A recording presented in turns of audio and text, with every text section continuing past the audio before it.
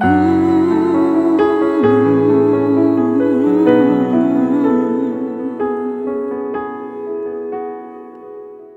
Dieu vous bénisse, nous sommes encore heureux de vous accueillir sur notre chaîne YouTube et j'ai une bonne nouvelle pour toi. Si l'ennemi ou les circonstances par lesquelles tu vis t'ont volé des choses, eh bien le message qui va suivre va te concerner. Je vous laisse en compagnie du pasteur Frahim Hassan. Que Dieu vous bénisse. Je lève mes yeux vers les montagnes, d'où me viendra le secours. Le secours me vient de l'Éternel, qui a fait les cieux et la terre. Il ne permettra point que ton pied chancelle. Celui qui te garde ne sommeillera point. Voici, ni ne sommeille ni ne dort celui qui garde Israël. L'Éternel est celui qui te garde. L'Éternel est ton ombre à ta main droite. Pendant le jour, le soleil ne te frappera point, ni la lune pendant la nuit. L'Éternel te gardera de tout mal. L'Éternel gardera ton âme. Il gardera ton départ et ton arrivée dès aujourd'hui et à jamais. Je lève mes yeux vers les montagnes, d'où me viendra le secours. Le secours me vient de l'Éternel. Le thème d'aujourd'hui, c'est « Retrouve ce que tu as perdu ».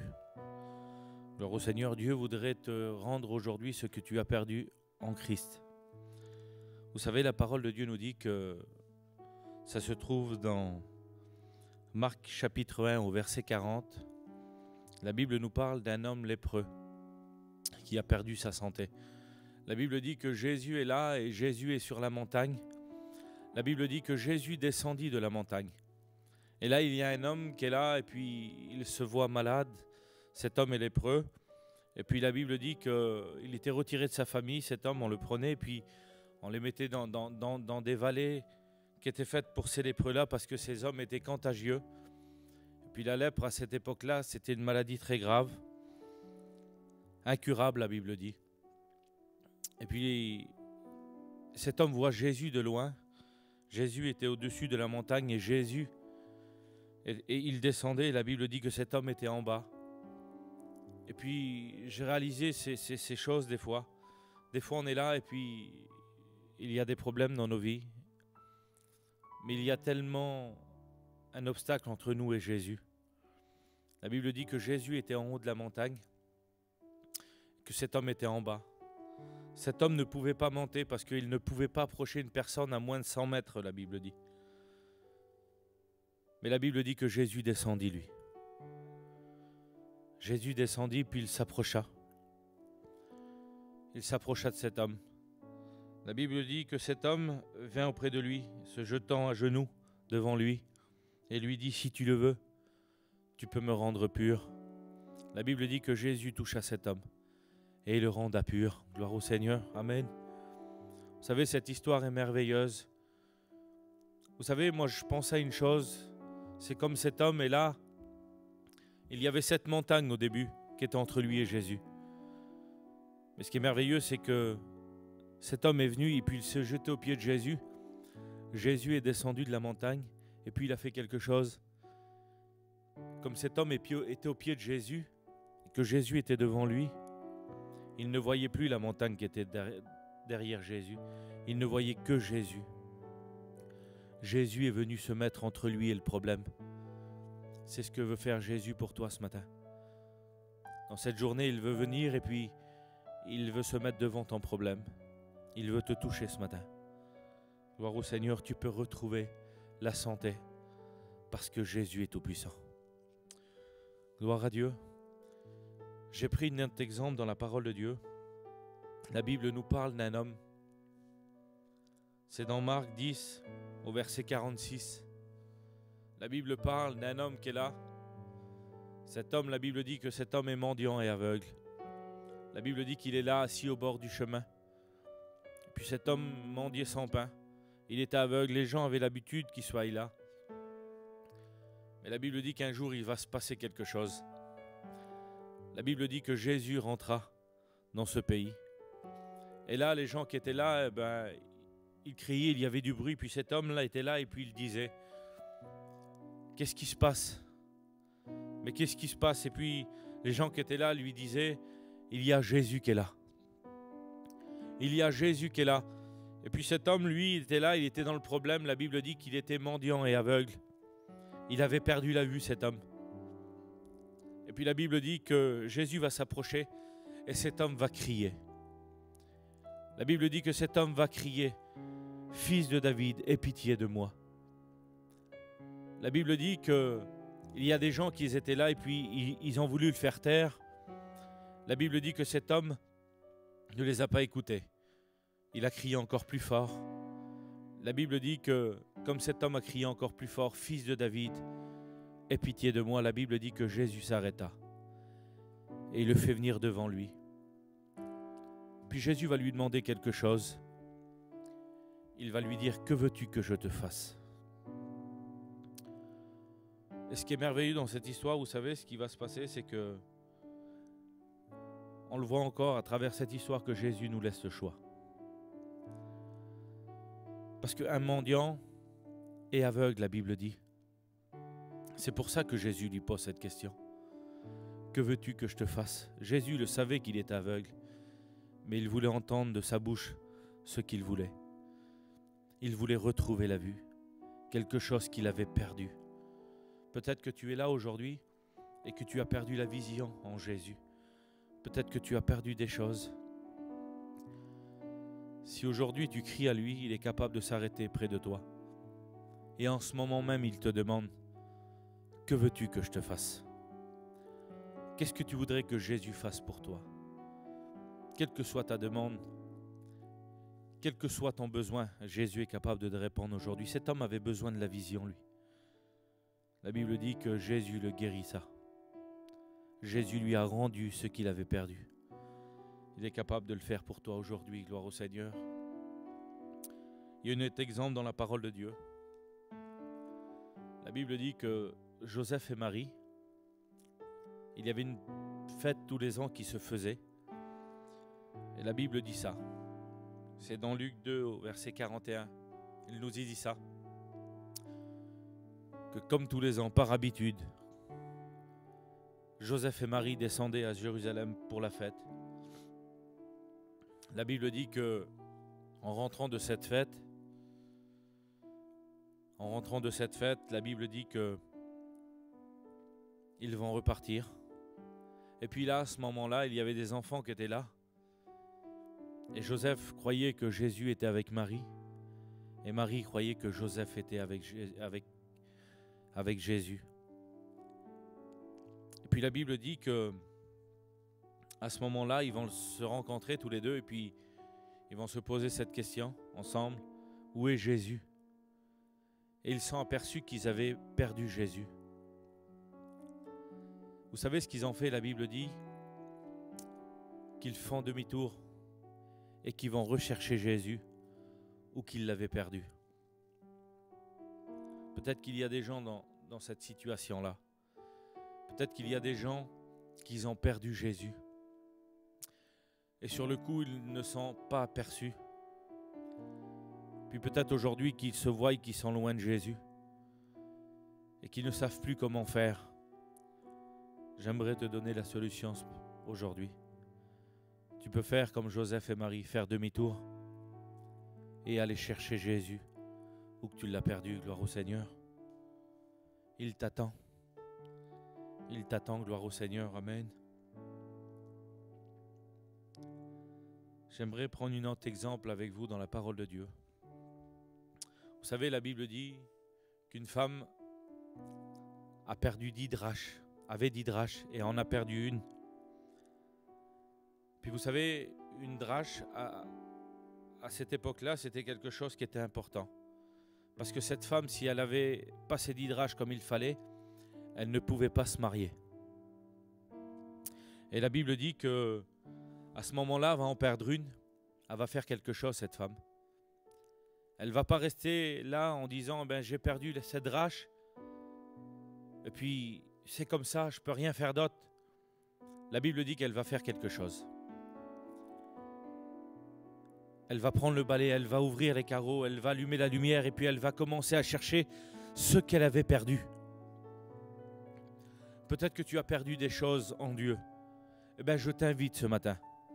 Je t'invite ce matin à prendre ce balai spirituel-là, et puis à ouvrir les carreaux et puis les portes de ton cœur et chercher ce que tu as perdu. Parce que cette chose est essentielle pour ta vie. Cette chose est essentielle pour cette femme. La Bible dit que cette femme, elle a retrouvé ce qu'elle avait perdu. Elle a appelé ses amis et ils s'en réjouissent ensemble. Gloire au Seigneur. Merci à Dieu. Peut-être que tu es là et puis que tu as perdu une de ces choses. Peut-être que tu as perdu la santé. Dieu peut te guérir ce matin. Peut-être que tu as perdu la vision. Jésus peut te redonner la vision ce matin. Peut-être que tu as perdu Jésus. Jésus est prêt à revenir chez toi ce matin. Gloire au Seigneur. Si tu lui demandes, peut-être que tu as perdu ta relation que tu avais avec Dieu. Dieu est capable de te rendre ça ce matin. Parce qu'il est tout puissant. Gloire au Seigneur. Amen.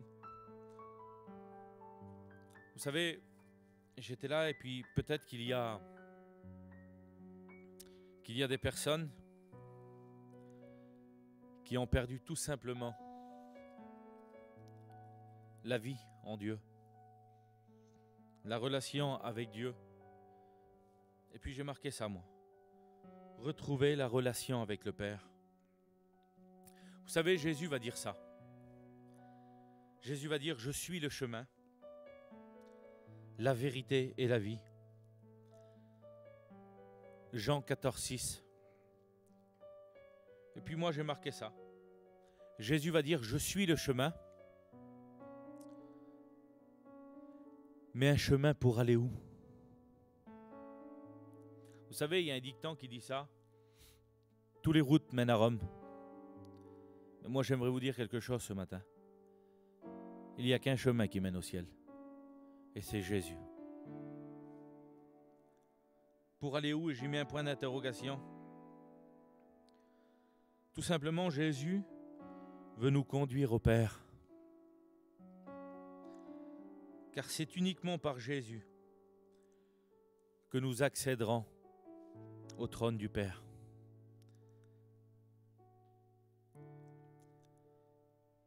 Et que c'est par ce chemin que nous retrouverons la relation.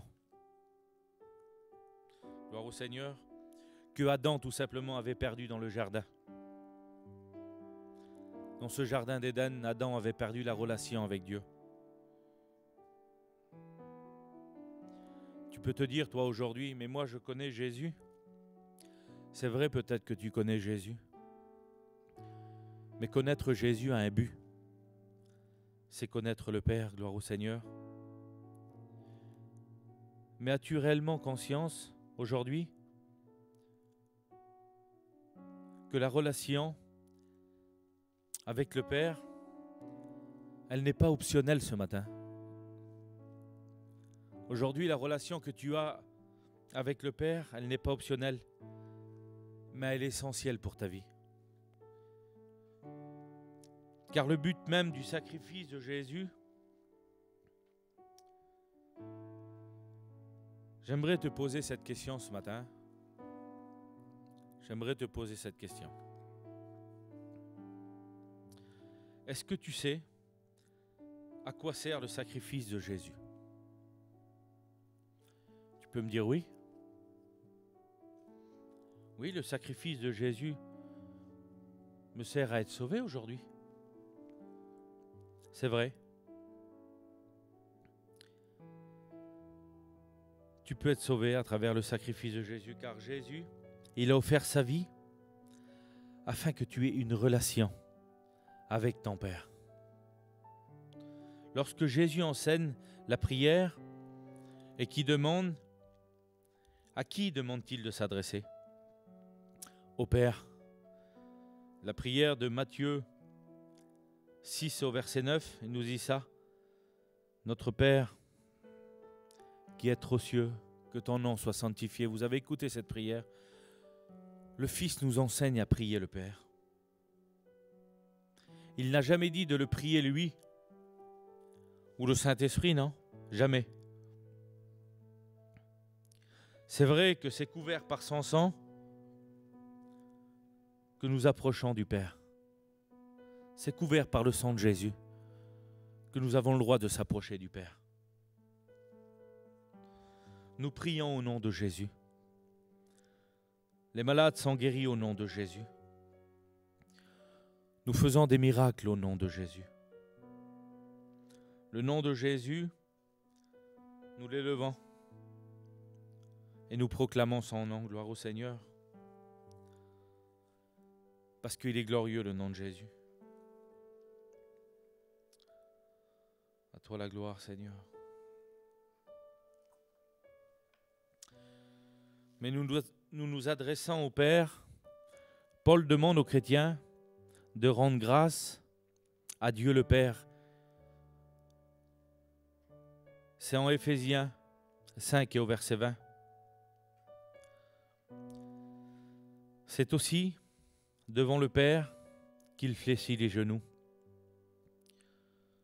Le fils prodigue va dire ces mots: j'irai vers mon Père. Et je lui dirai: Père, j'ai péché contre le ciel et contre toi. Parce qu'il savait que dans la maison du Père, il avait ce qu'il fallait pour sa vie. Il savait que le Père, il avait ce qu'il fallait pour lui.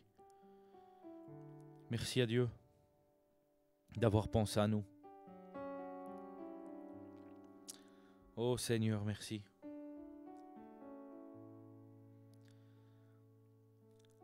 Adam a rompu la relation père et fils. Mais Jésus est venu la rétablir. Sais-tu que la mission principale sur la terre, pour toi, elle n'est pas uniquement de servir, mais d'avoir une relation avec le Père. Et je t'invite ce matin, dans cette journée, je t'invite à avoir une relation avec lui. Je t'invite à t'approcher de lui. La bonne nouvelle, c'est que Jésus est venu rétablir cette relation. C'est pourquoi Dieu te demande de le recevoir dans ton cœur comme un Père. Le Père, lui, il ne sauve pas. Le Père, lui, il ne juge pas. Il a confié cette tâche à son Fils. Nous avons Dieu, notre Créateur, c'est le Père. Nous avons Jésus, notre Sauveur, celui qui est venu sur terre, nous sauver un jour, payer cette dette à notre place. Mais Jésus, son but à lui, c'est de nous faire découvrir le Père. Jean 5 au verset 22, il nous dit ça: le Père ne juge personne, mais il a remis tout jugement au Fils. Si tu te poses cette question ce matin, si tu te poses cette question, si le Père ne juge pas, si le Père ne sauve pas,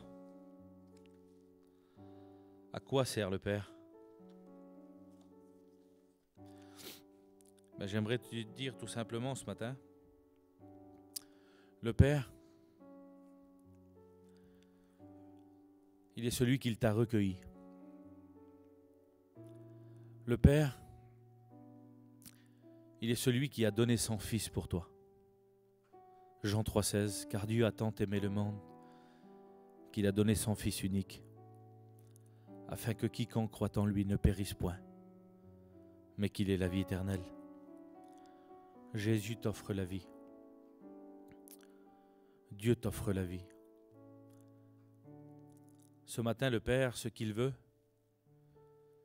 c'est que tu t'approches de lui. C'est que tu puisses le découvrir. C'est que tu puisses l'aimer. C'est que tu puisses avoir une relation réelle avec lui. Le Père est là. Il t'attend. Les bras ouverts. Jésus est le chemin. Emprunte ce chemin qui t'emmènera jusqu'au Père. La Bible dit que il écrivera ton nom dans le livre de vie et tu seras un sauvé réellement. Que Dieu vous bénisse.